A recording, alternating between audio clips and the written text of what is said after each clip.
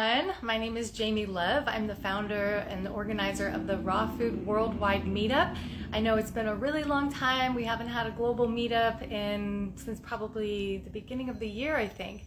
So I just had some exciting news that I wanted to share with you, and that is the Raw Food Worldwide Meetups are back, and I want to bring on a very, very special guest. We're just gonna wait a second for them to come on. It's Nathan and Theresa from Raw Living Family. You might already have seen them bouncing around in the raw food community. And they have actually, oh, here they are.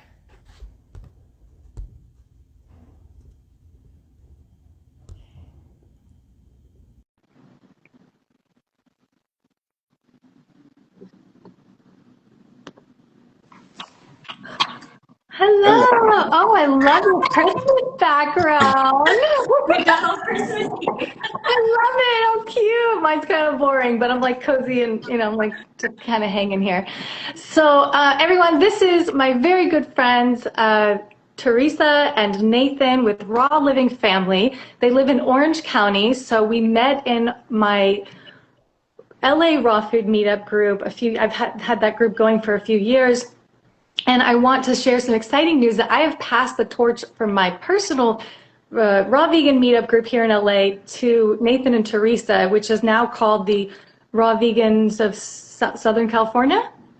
Yes, yeah, a little bit long. We might need to shorten that down a little.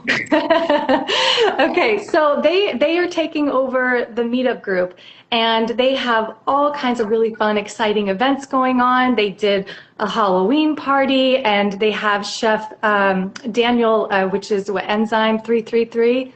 Yeah. Is staying with them, and he's making all kinds of amazing food. So check out their lives and all the fun things that they have going on. So they did you guys did a Halloween party, right? And then you did a Friendsgiving. Yes. And what other things do you guys have coming up? We're doing a social media class this Sunday with Isaac. He's for I don't know, like a few years, at least 5 years, I think. And he's teaching how to go viral on social media. So that's going to be at our house. And I posted that to our stories. I think our next big event is going to be December 20th. And that's going to be a holiday party. And we're going to do a worldwide meetup on that day.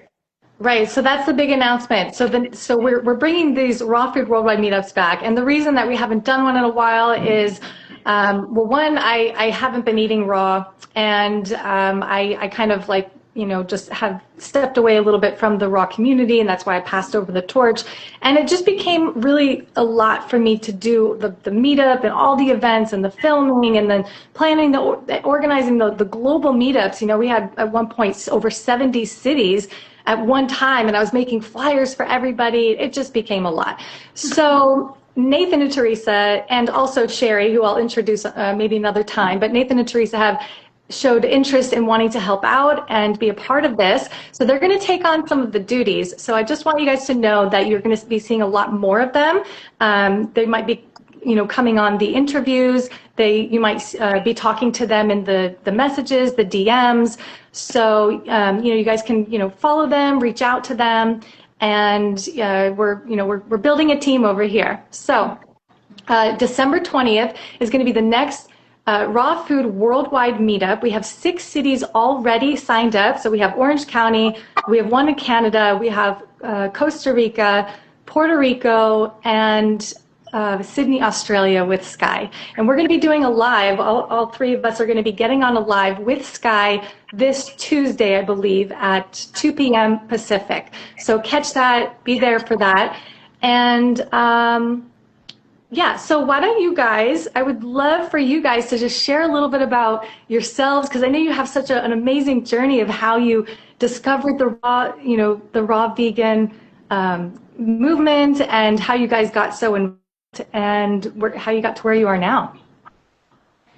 Yeah, so we were actually talking about this yesterday, and we're just trying to figure out, like, what was that actually the very, very beginning of our plant-based journey, and it actually started. Can you hear us okay? It's a little echoey, but it's not too bad. Oh, it's echoey. Okay. Room. It's a big room. Good to know. No, it's okay. I can hear you. I can hear you. Okay. So actually, I would say, so about 10 years ago, my mom was diagnosed with breast cancer, and she decided to go in.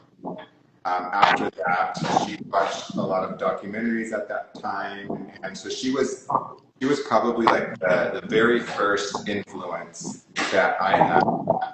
And we didn't, you know, several members of our family that were still like, younger siblings, because I'm the oldest of 9, several of the younger ones were still living at home. And so they were eating a more plant-based diet. And so I would say about 8 years ago, when Theresa was pregnant with Samuel, that's when I watched like Forks Over Knives, and that's when I wanted to really try it out and give it a shot. And so I would say we actually went vegan for about a year when Theresa was Samuel. So Samuel's 7 now, so this was when he was, been like 8 years ago. So that, I would say that's kind of like when we really started like experimenting with it. And then because I wanted to be vegan and Theresa was a cook, she was kind of like trying to figure out how to make vegan dishes. And so, you know, she can kind of share her experience with that. We didn't have like a very smooth vegan experience. So go ahead. So he came home and he's like, we need to be vegan. I watched all these documentaries. I know this is the way. We can't eat animals anymore. And I'm like, I am not into this. I have raw milk, raw cheese, raw cream, raw everything, farmer's market. I used to be able to make the best steak in the whole world. And now we have to change everything, and I'm pregnant. And none of it felt good. But I love my husband, as we all like, you know, as like, okay. So I try, you know, I do it because I love him, not because I want him. Not at all. So we do it, and I feel horrible. My stomach's bloated. I'm eating friggin' beans and rice. I don't even like beans and rice. I like lentils.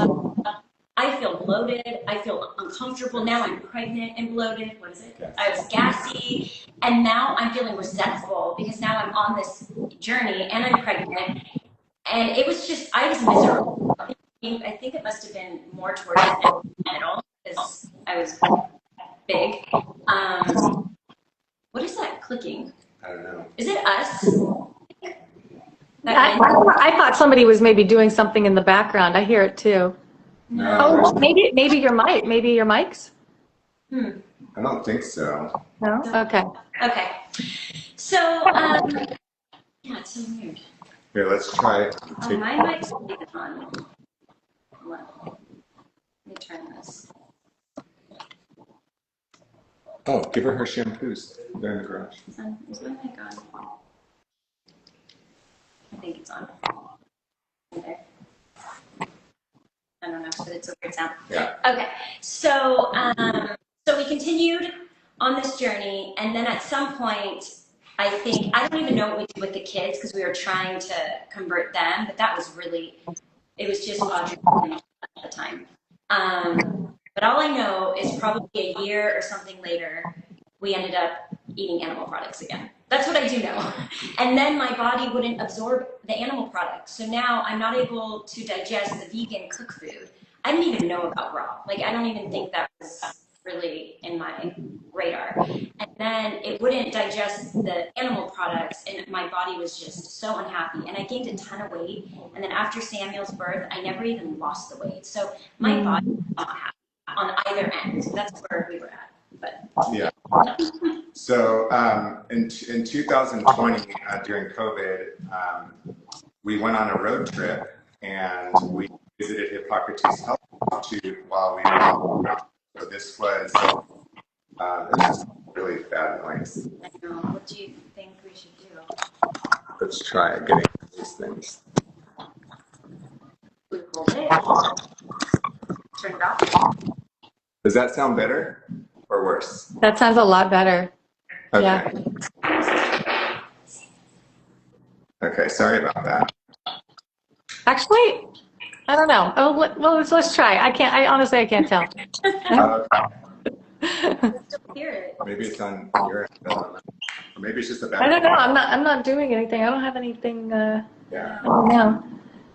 So, yeah, so it was basically during COVID that we went to Hippocrates Health. Well, that wasn't the sole reason, but that was part of our trip. We went on a 4-month road trip, and we were visiting different states. We were looking at moving out of California at the time.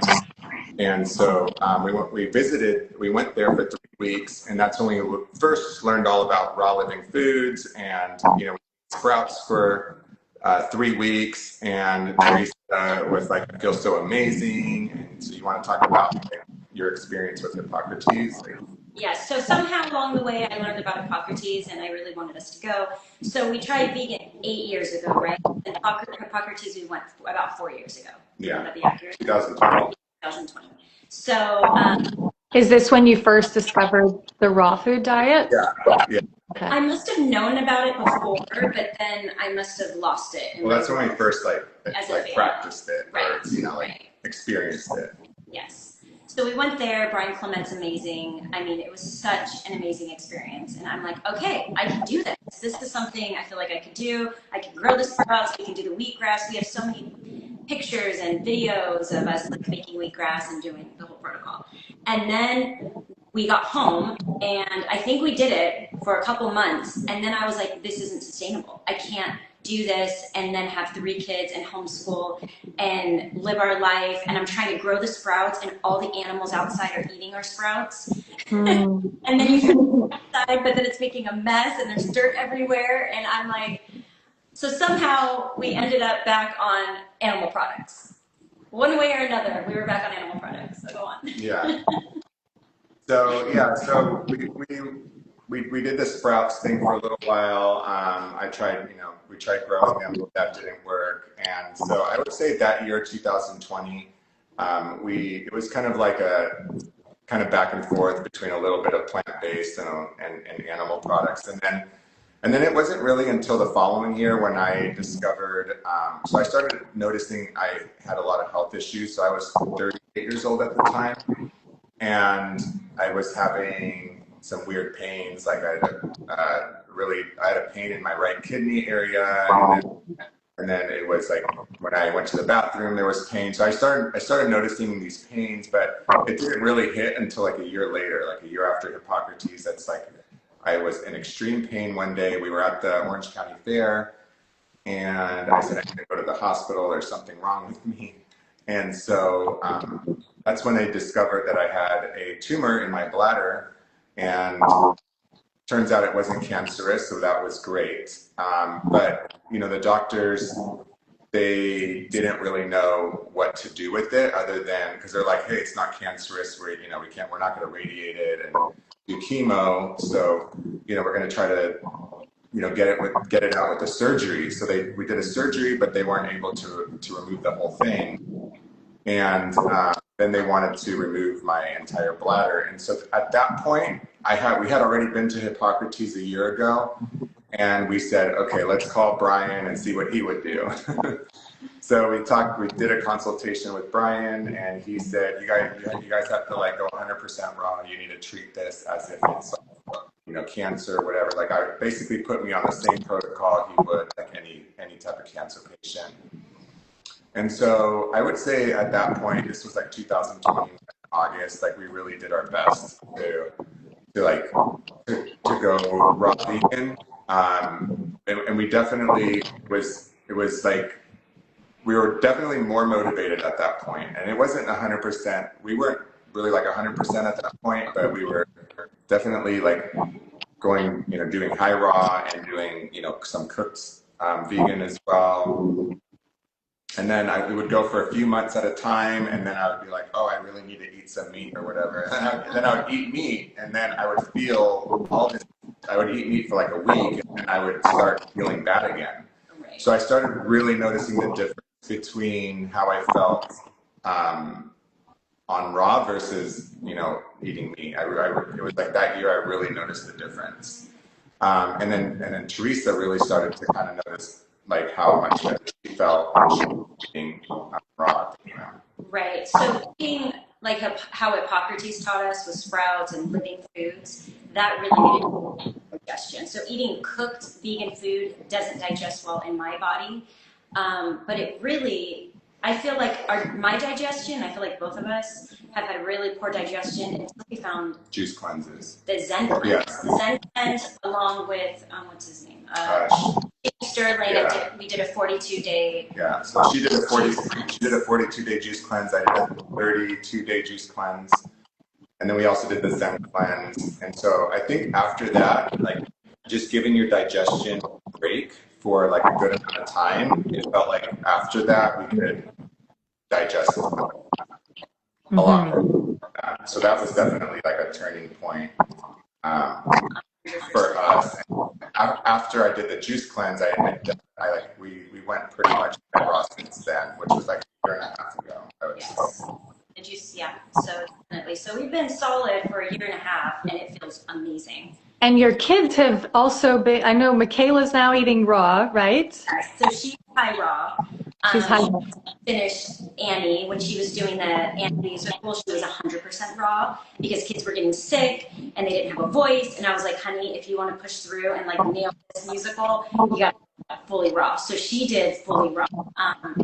And then, but all of our two youngers are plant-based. And then our older one, we started this journey, I feel like seriously when she was 13. So she's on the same path as us. She went to Hippocrates. She's been exposed to everything. So she's on her journey a little different. Right. It's a little harder with teenagers. They're already kind of set in their ways. Yeah. So. Well, and how have you guys, so you did the sprouts and the wheatgrass and everything, and then you went, because I know you did the cleanses, and then you went more towards like fruit-based, and then with some gourmet, or what? So after we did the cleanses, we weren't heavy into the fruit at that time. We were probably doing a lot more salads, I would say. Yes. Like Theresa would like do a lot of salads. A lot of juice. I actually thought fruit wasn't good for you. That was what I gathered. I didn't really embrace fruit until like the last year and a half. Yeah. Where we discovered Dr. Morris. Yeah. His protocol, and that was really wonderful. To incorporate that and help with our kids. So I feel like our kids a lot of fruit and they naturally gravitate towards fruit. Right. It's been an easy transition. But you've also experimented with like some fasting and enemas and other, other remedies and stuff, right? Yes, we have done everything from fasting. I've done dry fasting, probably up to 10 days of water fasting at different times. Lots of juice fasting, lots of like week juice fasting for like a week. The longest was 42 days. Wow. And then you've done different fasts. Yeah, I haven't done as many fasts as Theresa. I've done, I think I did a 2 or 3 day dry fast. I think that was like a 3 day. And then I haven't done any water fasting. That's something I really do want to do. I want to do another long juice fast next year after the holidays, and also do a water fast. So that's something I've been wanting to do. I wouldn't say my health is like 100%. I would say compared to where I was years ago, it's probably like 75%. I mean, like my energy, I have all my energy back. Lethargic all the time. I didn't want to. It was really hard just to like my work and just juggle life. But so now I'm working out more, and just I'm pretty much like 100% raw. Like I would say like 99% right now. Yeah.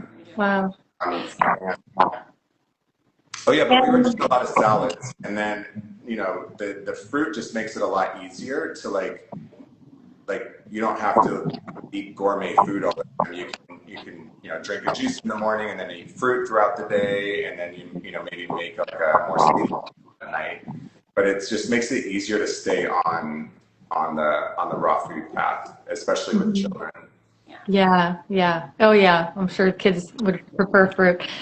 So let me ask you, you guys are so passionate. What has like really inspired you to want to start, doing the meetups, take over the meetup group and start planning more events? Like what inspired you to want to build community? So I mean, for me, that like I think yeah, I'll just speak for myself. Like I really enjoy connecting with people in this community.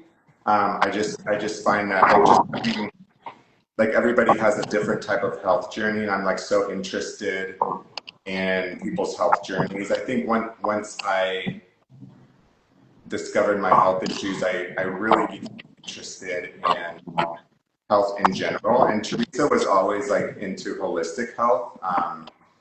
She had all her children were birthed at home.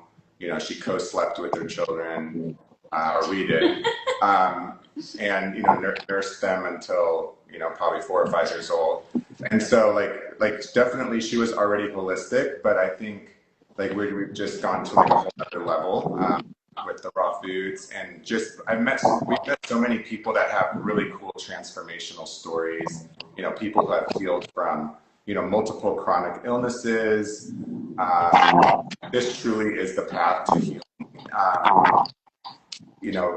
I helped a friend of mine heal from. He was in pain for 2 years, suicidal, like really in bad shape, couldn't hold down a job, and he went on a long juice cleanse and went based, and like it basically brought his life back. Like he regained his life back.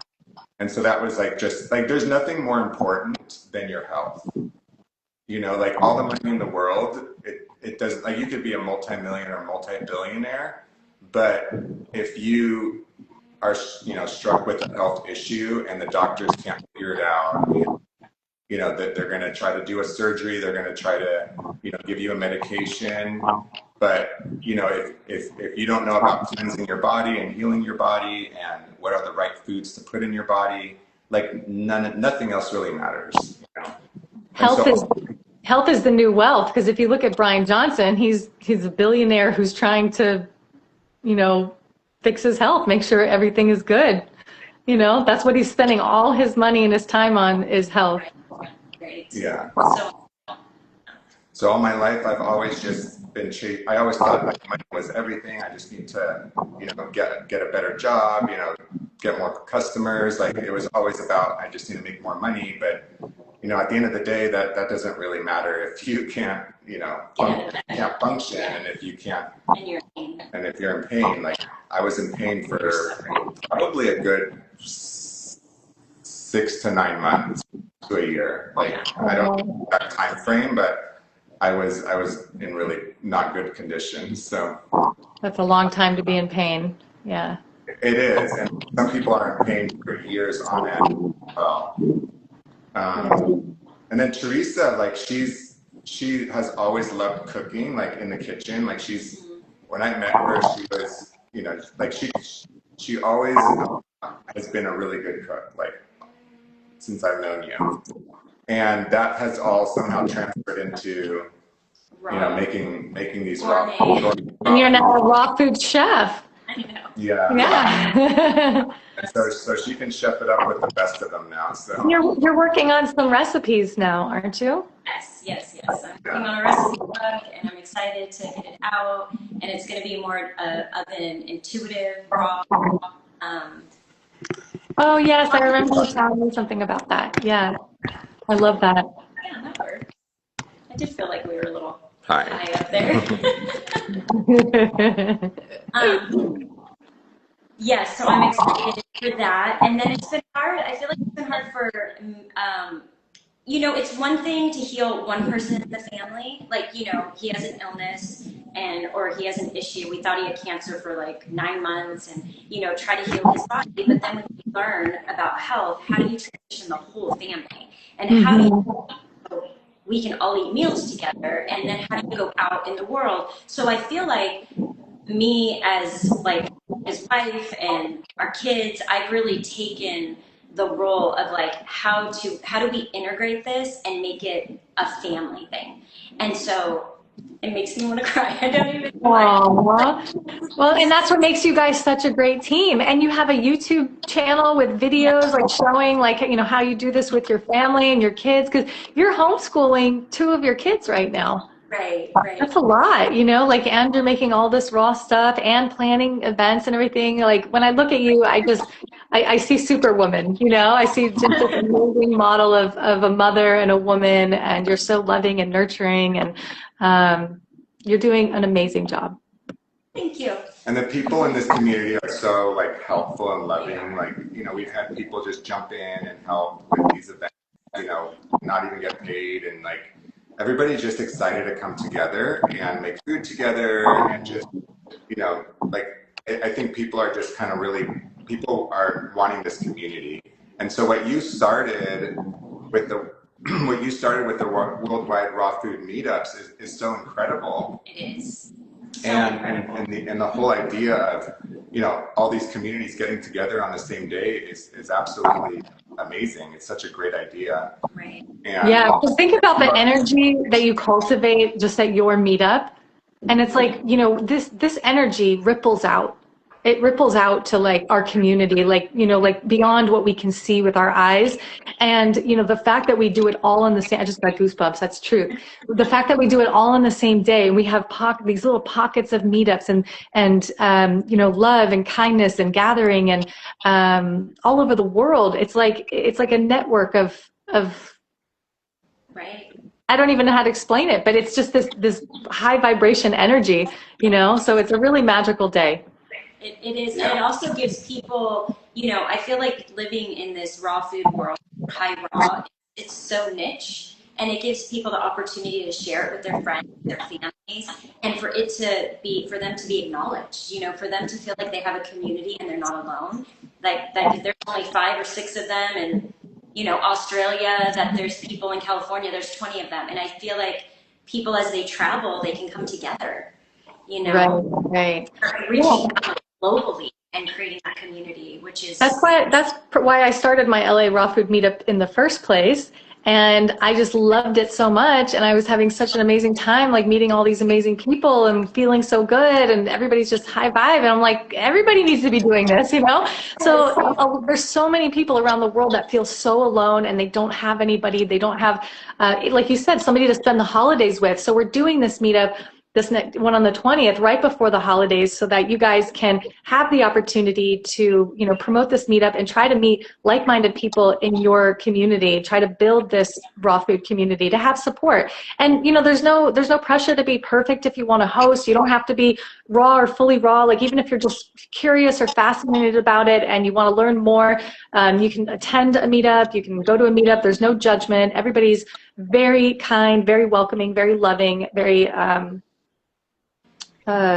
yeah, I guess just welcoming would be the word. Yeah. So yeah, absolutely. There definitely is no judgment. We've had people come to our meetups who are not, you know, even 100% vegan, but they're so interested in learning more. And so nobody is turned away. Like, you know, there's, you know, somebody can't afford to buy food, or they can't bring food and they want to help with cleanup or whatever, you know, everybody is welcome. It's a very, you know, it's an open community for sure. right. it's a special community. Yeah. And I'm not really eating raw right now, but the community itself is such a very small percentage of the population. So it's very rare that, you know, if you're living in a, you know, a city, that you're going to find like a big community. But if you build it, they will come, you know, like if you give other people the opportunity to be interested in it and to come, you know, like you'd be surprised, like, you know, how many people might be curious about it or already eating vegan or raw and they don't have anywhere to go. So if you're thinking about hosting on the 20th, send a DM to the Raw Food Worldwide Meetups with your city and your country. I'll make you a flyer that you can use to promote it. And then you just create some sort of event like on Meetup or Facebook or Partyful.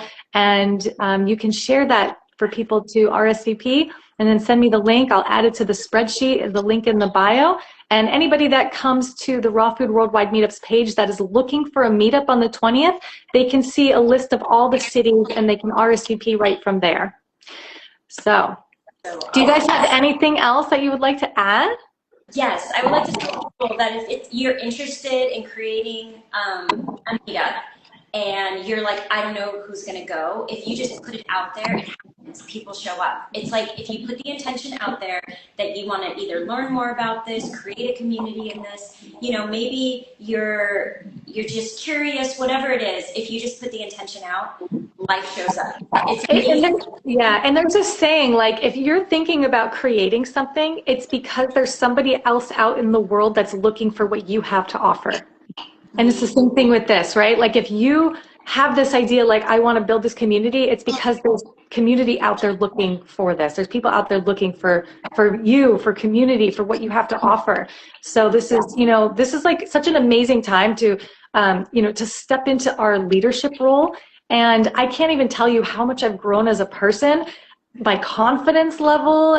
You know, like I never thought that I'd be, you know, interviewing people and hosting lives and planning a global movement, you know what I mean?